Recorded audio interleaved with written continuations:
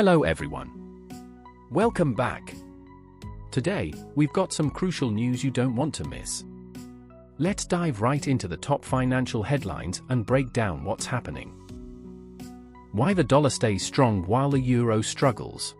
This week's global currency market has been a rollercoaster.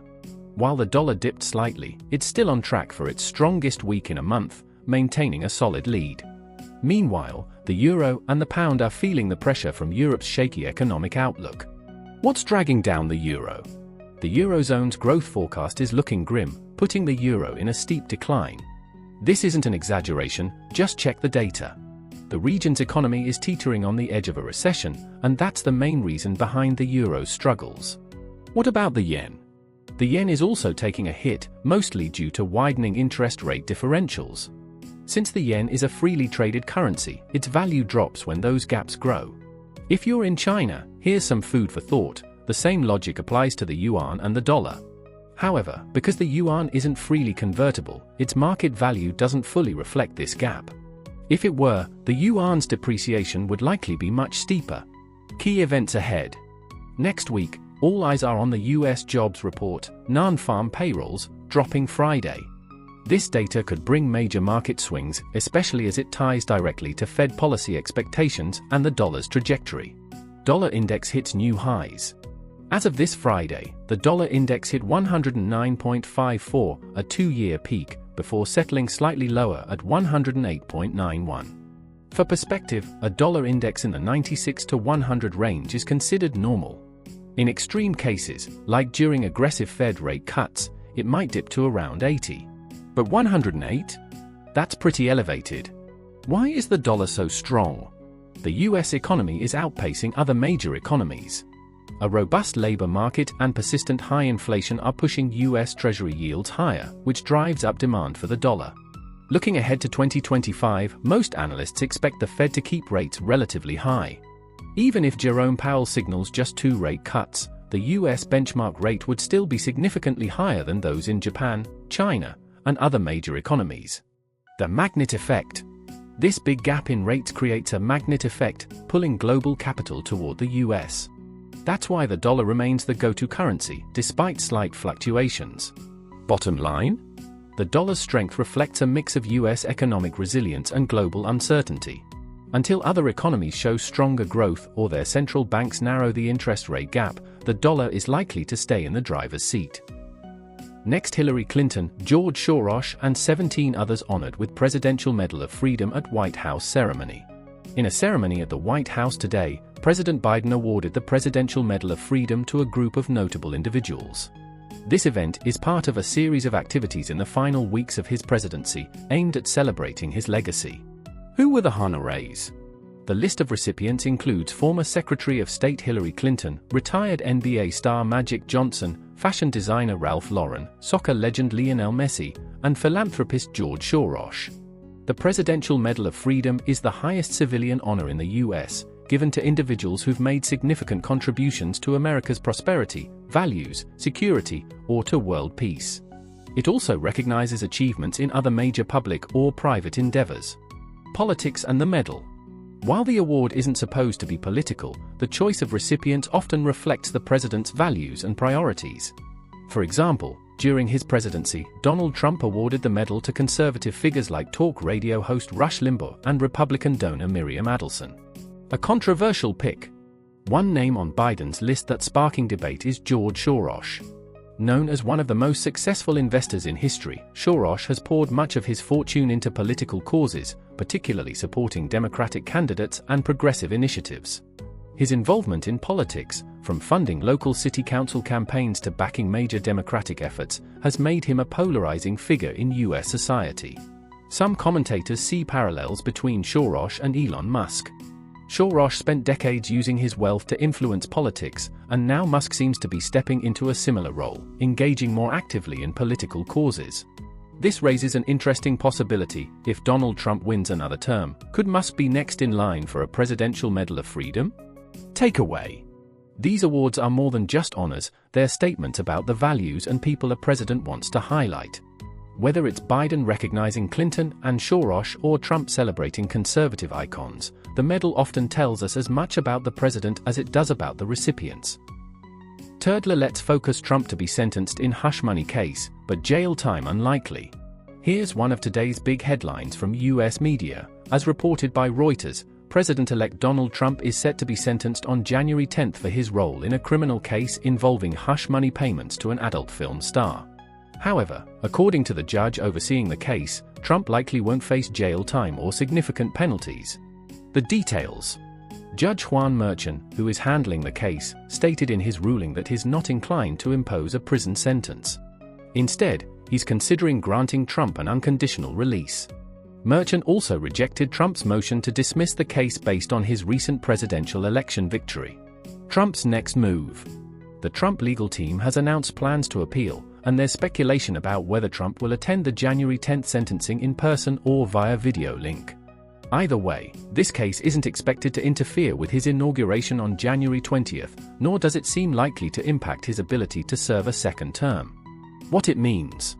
For the financial markets, this news offers some relief, removing the uncertainty around Trump's legal troubles and their potential fallout on his presidency. However, politically, it's sure to reignite debates about legal accountability and how it intersects with high-profile political figures. Takeaway. While Trump's legal challenges continue to grab headlines, this case appears to be wrapping up in a way that minimizes its impact on his presidency.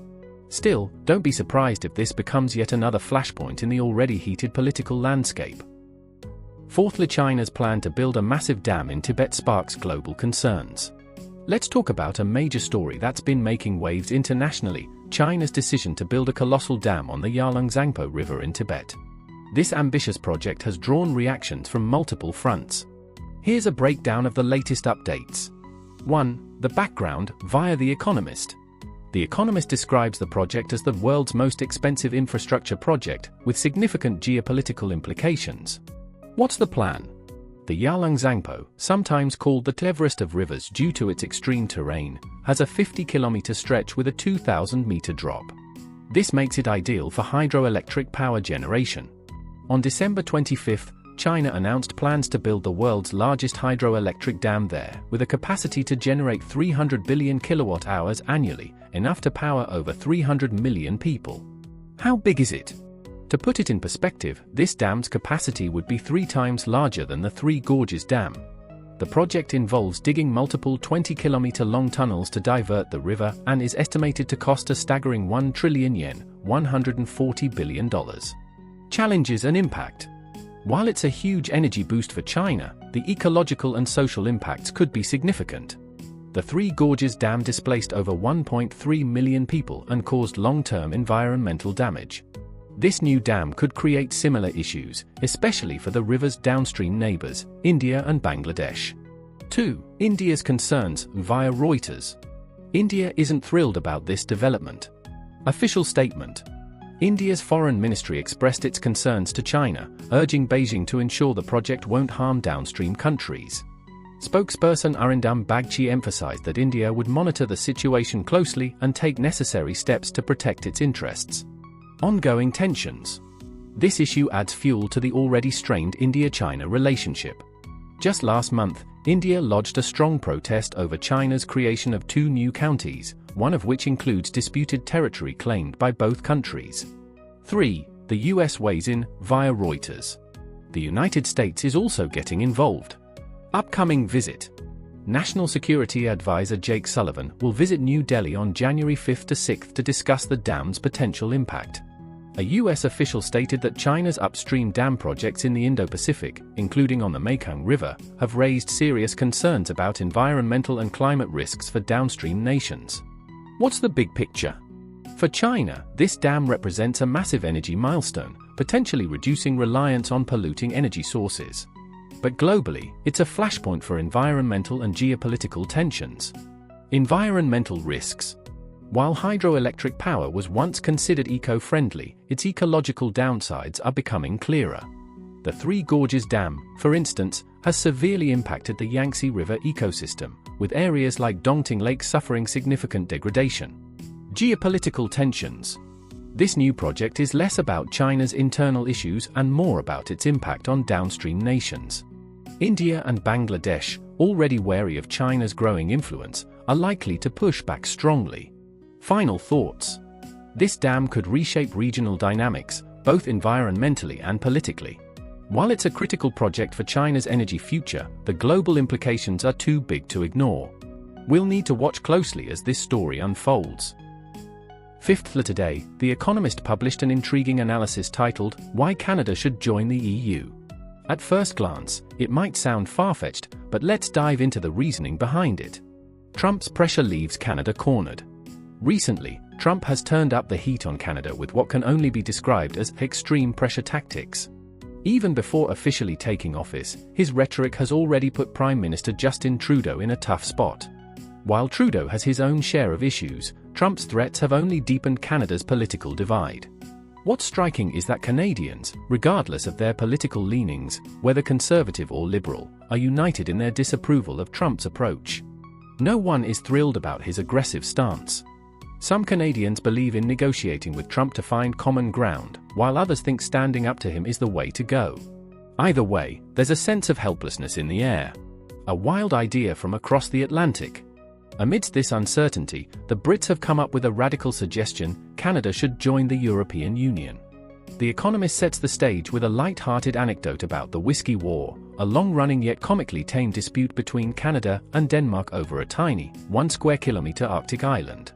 Instead of resorting to violence, both nations exchanged bottles of whiskey and gin to stake their claims. This quirky diplomacy highlights how easily Canada can resolve disputes with its European counterparts. The article then shifts focus, asking, with an enemy like Trump, who needs friends? The implication is clear: Europe and Canada might both benefit from forming a closer alliance. Trump's provocations add fuel to the fire. Trump has already floated the idea of turning Canada into the 51st state, even referring to Trudeau as Governor Justin Trudeau to mock the nation. This kind of rhetoric has alarmed Canadian leaders and sparked quiet discussions with EU officials about how to counter Trump's bullying tactics. Some European countries, like Switzerland, have already moved toward closer ties with the EU. Iceland is set to hold a referendum on joining in 2027.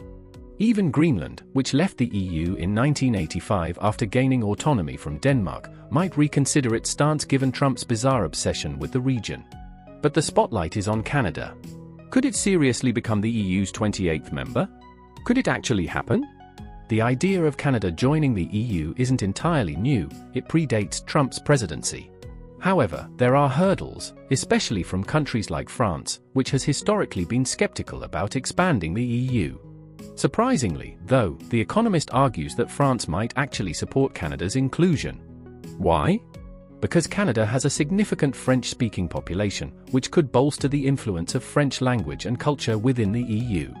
This makes the idea less far-fetched than it initially seems. A clash of narratives. At the end of the day, this proposal isn't about turning Canada into the EU's next member or Trump's 51st state. It's about pushing back against Trump's pressure and creating an alternative narrative. While the chances of either scenario happening are slim, this debate reflects the larger geopolitical tensions at play. So, will Canada really join the EU? Probably not. But as The Economist points out, it's a fascinating thought experiment and a sharp reminder of the importance of balancing global power dynamics. That's all for today. Thanks so much for watching. If you found this video helpful, don't forget to hit the like button and subscribe for more updates. I look forward to seeing you in the next one.